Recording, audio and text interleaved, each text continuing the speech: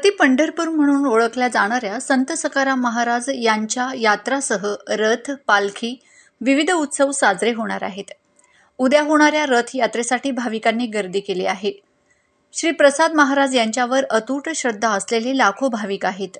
स्वतः प्रसाद महाराज हे दिवसभर आपल्या धार्मिक कार्यात व्यस्त असतात. त्यांची उपासना आणि भक्ती यामुळे ते संत स्वरूपात गेले आहेत. देव पूजा अर्चनामध्ये तल्लीन असलेल्या प्रसाद महाराज यांची महिमा कानाकोपऱ्यात पसरली आहे. प्रसिद्धीच्या झोतापासून लांब असलेले प्रसाद महाराज यांची कार्यप्रणाली बघूनच लाखो नागरिक नतमस्तक होतात.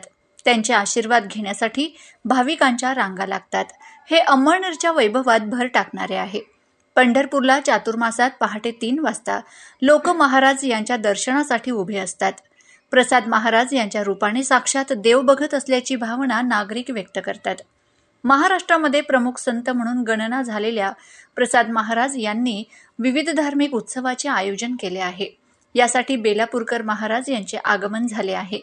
तालुक्याच्या कानाकोपऱ्यातून हजारो भाविक यात्रेसाठी येतात.